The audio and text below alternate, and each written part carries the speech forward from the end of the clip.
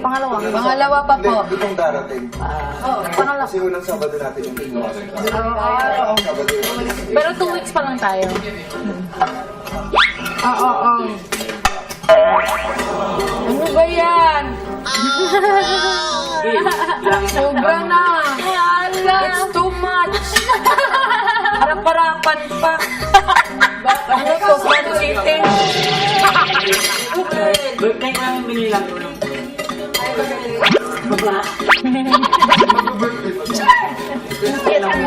Napatay na. Yung buhat ko niya, sinusa ko eh. Minsan ay lumakas ang katotohanan. Ay, baka ganun ba? Hello, Darla. Seryosong katanungan to Tingin mo ba si Maymay napapol na kay Edward? Yun ang sasabihin ko actually. Parang feeling ko nagkakaroon na ng something. Kasi dalawang beses na natin nakita to. Una, ito yung pangalawa na na parang nagsiselos na. Yung una, sinabi ni Kuya, tinanong ni Kuya yung mga housemates.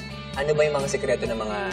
may alam ka bang sekreto sa loob ng bahay? Ang sinabi niya, type ako ni Edward. Diba? Yes. Diba? Yes. Pero feeling ko nagkakaroon... Kasi lahat ng housemates na lumabas, tinanong natin. Wala daw, parang magkapatid. Pero sa mga nangyayari ngayon, parang nagkakaroon na.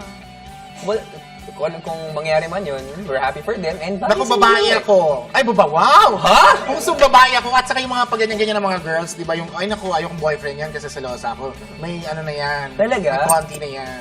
Talaga? Ganun ba yun? Kasi Kasama para, natin mga girls. para ma-entertain mo yung puro thought girls na nga, maging nakaupo boyfriend ngayon. siya. Yung experience, si online momshi.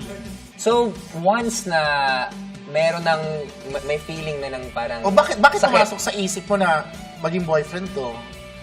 May possibility nga, no? At saka, maganda rin naman ang naidulot ni Maymay kay Edward. Kasi parang si Edward, magpaka-kenkoy ngayon, parang wala na. Hindi na siya nagigiya, di ba? Yung parang nahawa na siya sa pagkakalog ni Maymay. And honestly, after nung incident dun sa loob ng bahay, nung pumasok yung hashtags, feeling ko, etong Mayward, they're made for each other. Feeling ko. Mayward made for each other. Tingnan natin Naku, kung ano mangyari. ipapatrend yan ng Mayward. Oh, Mayward made for each other.